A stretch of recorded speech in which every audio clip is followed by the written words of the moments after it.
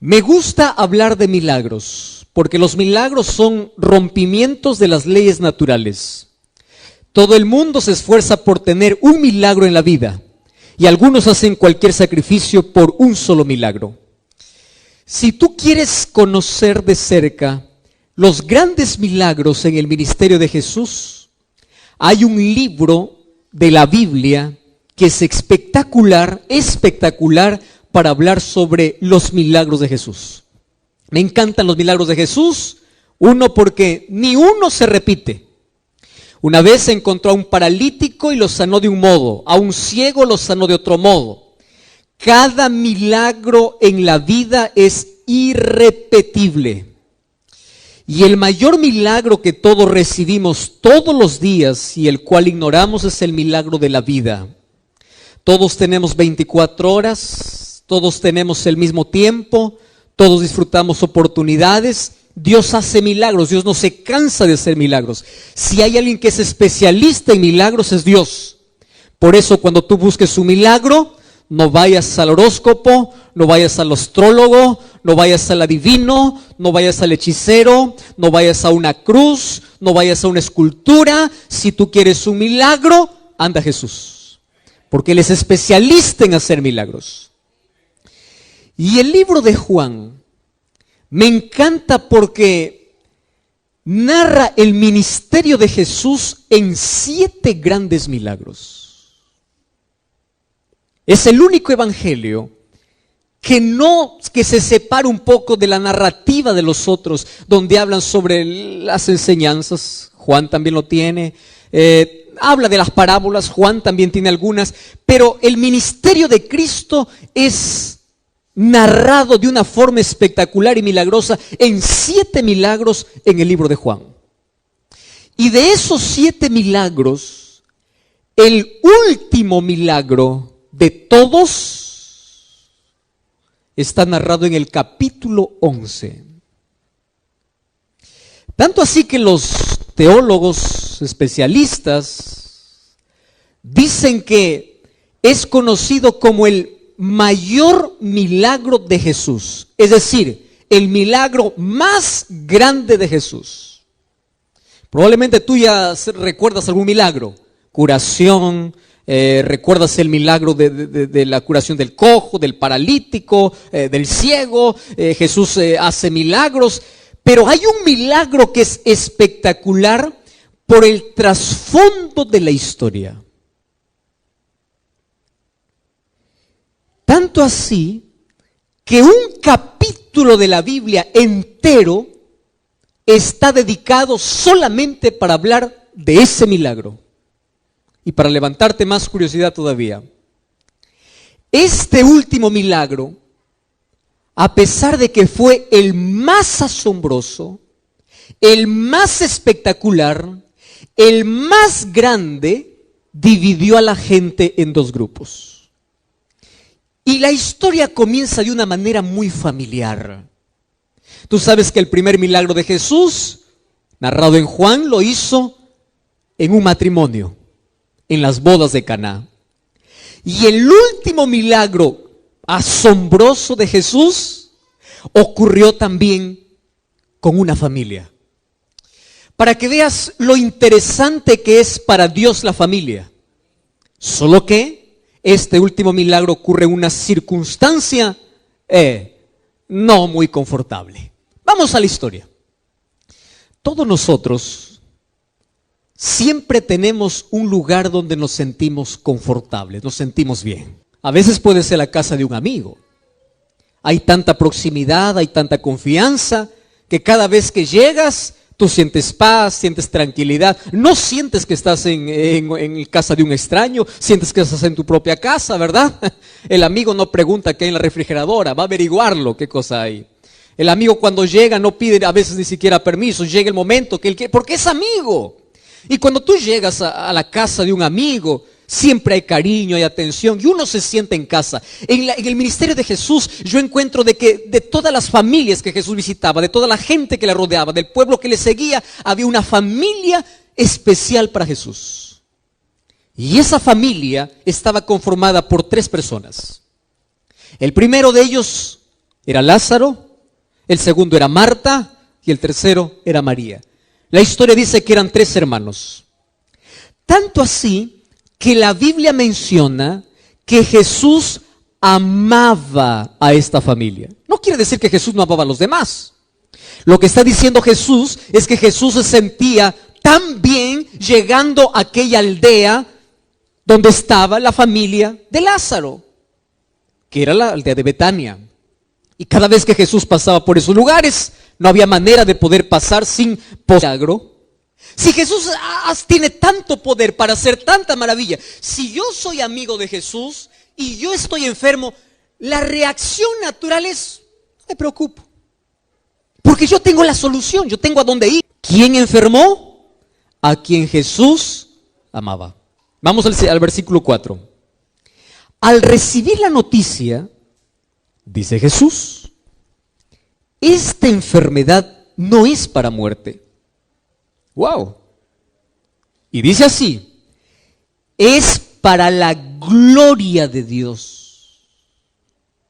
Guarden esa segunda expresión. La primera es el hombre a quien tú amas. Segunda expresión, gloria de Dios. Y el versículo 5 dice, Jesús amaba a Marta, a su hermana y Lázaro. No cierren todavía el capítulo. Vamos unos textos más abajo. Versículo 14. Entonces Jesús les dice a los discípulos, después de 2 días, Lázaro ha muerto.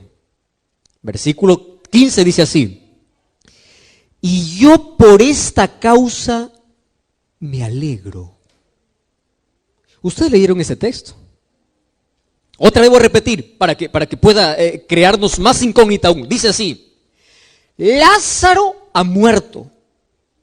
Y Jesús dice, y por esa causa, por vuestra causa, me alegro de que yo no hubiese estado allá, para que ustedes puedan creer. Yo les dije que este sería el mayor milagro por algunos detalles. Primer enigma. ¿Por qué Dios permite el sufrimiento en los hijos a quienes Él ama?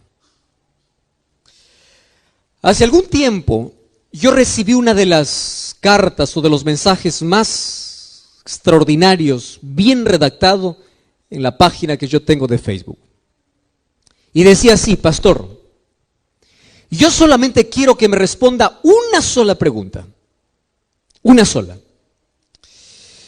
¿Por qué Dios, si es amor y si es poderoso y si Él ama tanto a sus hijos, por qué Dios no protege por lo menos solamente a sus hijos? Está bien, a aquellos que reniegan contra Dios, aquellos que dan la espalda a Dios, aquellas personas que son malas, aquellas personas que no merecen, está bien que ellos sufran consecuencias del pecado, etc. Ahora, la pregunta es, dígame, ¿por qué Dios, siendo bueno, por qué por lo menos no dice, tú eres mi hijo, ven para acá? Bueno, tú puedes sufrir un poquito, espera, pero tú no vas a sufrir, ven para acá. ¿Por qué no los protege? Y ustedes saben que una de las mayores preguntas que se ha hecho la humanidad en toda la historia tiene que ver con el sufrimiento. A tal punto que el 70% de personas que dicen que no creen en Dios, ellos un día creyeron. Pero ¿por qué dejaron de creer en Dios? Porque no encontraron respuestas a la incógnita más grande que el ser humano tiene. ¿Por qué, si Dios me ama, permite que sufra? Tú puedes conversar con alguien que dice, yo odio a Dios, Dios no existe, Dios para mí no existe. Una de las cosas que me impresiona es lo siguiente: todos venimos a este mundo trayendo la huella de Dios en nuestra conciencia. Nunca te olvides eso. Y eso significa que todos los seres humanos venimos siendo creyentes. Todos. el ateísmo, el agnosticismo y todas las creencias que tienen que ver con ir en contra de Dios son cosas que el ser humano aprende en la vida son la respuesta que el ser humano encuentra en la vida ante las mayores preguntas que tiene. Entonces, ¿qué cosa piensa el ser humano? ¿Dónde está Dios? ¿Qué hizo Dios cuando mi padre murió? ¿Dónde está Dios cuando mi hija murió en un accidente? Y es por eso que ya desde la filosofía, muchos años incluso antes de Cristo, hubo un hombre llamado Epicurio, que él colocó una filosofía donde desafiaba la existencia de Dios. ¿Y saben qué cosa decía? Él decía así: Dios no puede ser amor y poder al mismo tiempo. Porque si Dios es amor, ¿por qué permite el sufrimiento? Quiere decir que no tiene poder. O si Dios es poderoso como para poder impedir toda la desgracia, es que no tiene amor. Puede ser que solamente tenga poder, pero no tenga amor. O puede ser que solamente tenga amor y no tiene poder. Porque la mayor pregunta que el ser humano se hace en la vida es: ¿dónde está Dios cuando lo malo sucede? Y una de las cosas que tú debes comprender hoy es lo siguiente: el silencio de Dios en el dolor no significa ausencia de Dios. Mas, ¿cómo podemos entender el silencio? Y una de las cosas que me impresiona del texto es que Jesús demora a propósito. A propósito, recibe la noticia y le dice así: bueno, vamos a esperar todavía un poquito más, ¿no? Recibe la noticia de que Lázaro está enfermo y él se queda un poco más, solo que allí comienza a dar una explicación sobre el porqué del sufrimiento. Primero, todos los seres humanos pasamos por el sufrimiento en esta vida. No importa la creencia, no importa el credo, no importa tu proximidad. Mientras estemos en este mundo, vamos a tener que enfrentar el dolor. El problema es: ¿por qué Dios lo permite? Y Jesús comienza diciendo: yo me voy a demorar un poquito, porque Él sabía lo que iba a suceder. Y Él dice: porque esta enfermedad no es para muerte, sino ¿para qué dice? Para la gloria de Dios. Repitan esa palabra. ¿Para qué dice? Esa es la parte más complicada todavía. Ahora, Jesús dice: esta enfermedad no es para muerte. Hago la pregunta: ¿Lázaro murió, sí o no? Sí murió. ¿Y por qué Jesús dice: no es para muerte, sino es para la gloria? Queridos, aquí está la parte esencial de lo que tenemos que comprender hoy. Lo que para nosotros es muerte, para Dios puede significar otra cosa. Lo que para nosotros es tragedia, Dios lo puede transformar en bendición. Lo que para nosotros produce dolor puede tornarse en la mayor bendición de la vida. ¿Cómo? Ahora te explico. Mas Jesús dice que esto sea para la gloria de Dios. Yo quiero que todos podamos salir a casa pensando en 4 razones por las cuales Dios permite el sufrimiento. ¿Sí? Vamos a ir paso a paso y vamos a ver 4 razones para que cuando tú te enfrentes con la tragedia, cuando tú te enfrentes con el dolor, recuerdes por lo menos una de las 4 razones. Y eso te va a dar por lo menos alguna respuesta del por qué existe tanto dolor en este mundo. Primera razón. La primera razón es la siguiente: Dios nunca prometió en la Biblia que el ser humano viviría sin dolor mientras esté aquí en la tierra. Dios ha prometido un mundo nuevo sin dolor, pero no aquí. ¿Dónde? En el cielo. Mientras estemos aquí en la tierra, vamos a tener que sufrir. Y la Biblia dice, Salmos capítulo 46, Dios es nuestro amparo y fortaleza y es nuestro auxilio en medio de las tribulaciones. Préstame atención aquí. Tú vas a saber qué es auxilio de Dios cuando estés en medio. Es decir, cuando entres. Pastor, ¿y de dónde saca esa respuesta? Fíjate, las hermanas de Lázaro no le dicen a Jesús, ven porque tú nos prometiste que cuando alguien estaba enfermo, tú ibas a aparecer. ¿Así fue el mensaje de ellas? No, porque Jesús nunca prometió eso. Ellas dicen, el hombre o Lázaro a quien tú amas, ¿a qué cosa están apelando? Al amor de Jesús, no a la promesa de Jesús. La promesa de Jesús es, yo estaré contigo en medio del dolor, pero nunca te prometió, yo te libraré para que jamás entres en el dolor. Y aquí voy a hacer un pequeño paréntesis. ¿Ustedes saben por qué es necesario, en cierto modo, el dolor en la experiencia humana? Por una razón simple. Porque es a través del dolor que el ser humano tiene conciencia de pecado. Te voy a hacer un ejemplo. Imagínate tú que en este planeta no hubiese accidentes, hospitales, no hubiese dolor, no hubiese tragedias, que Dios proteja a todos, todo, y en este planeta el pecado avanza, el mal crece, pero Dios sigue protegiendo del mal, de las tragedias. Te hago una pregunta, ¿alguien tendría conciencia de lo que significa pecado? No. ¿Cuándo es que nosotros anhelamos que Cristo regrese pronto? Cuando pasamos por el dolor. ¿Cuándo es que el ser humano se aferra a Cristo? Cuando pasa por un momento de dolor.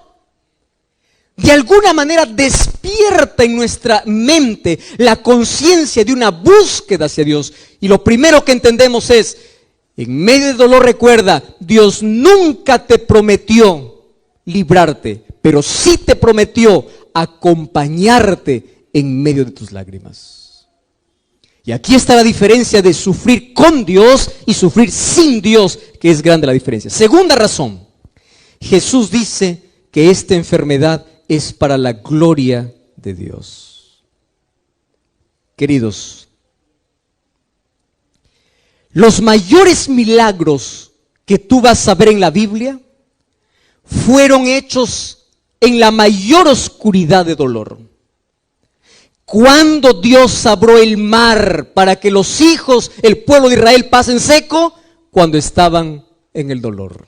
Te explico. Ellos llegaron allí frente al Mar Rojo. Los egipcios estaban detrás, el mar estaba delante, montañas estaban para otro lado. Ellos estaban acorralados y es allí donde nacen los milagros.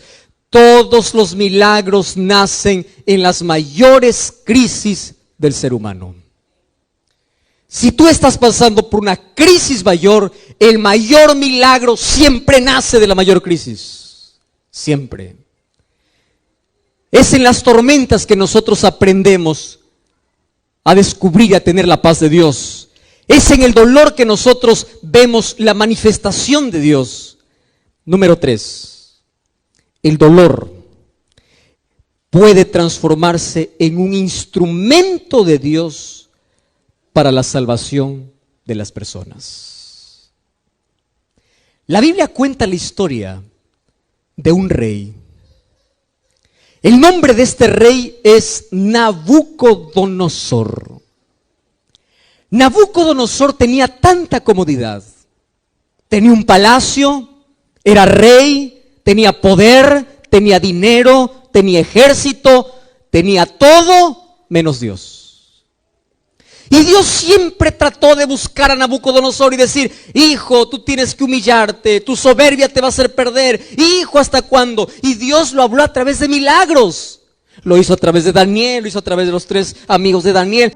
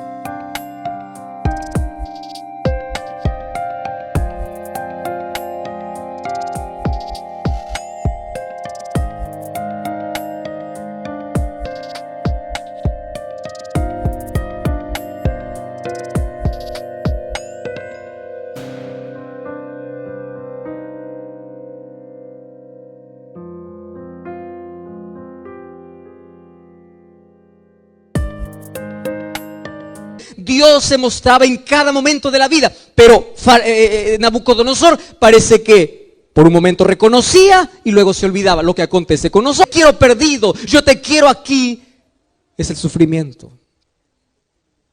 Miles de personas en este mundo levantaron los ojos al cielo en las mayores crisis de la vida, cuando perdieron todo, cuando creyeron que ya no tenían más nada en la vida y vieron de que era Dios lo único que tenían.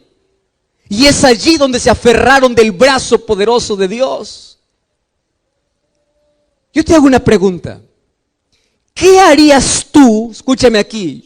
Si tú eres padre o eres madre, ¿qué harías tú si tú supieras que mañana tu hijo o tu hija, cuando sale de la casa, nunca más va a regresar porque un carro le va a atropellar? ¿Qué harías tú para evitar su muerte?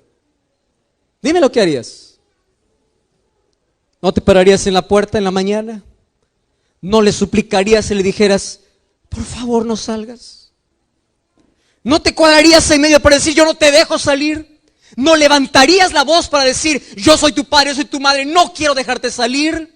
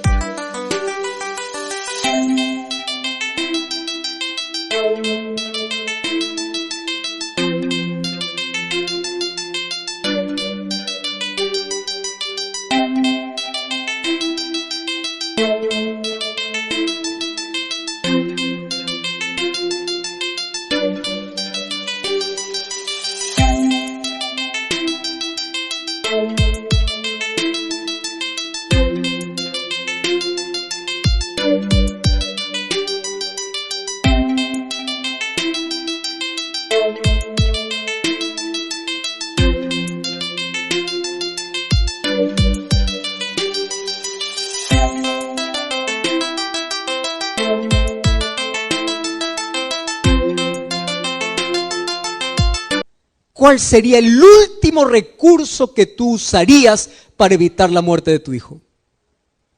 El castigo. El último recurso.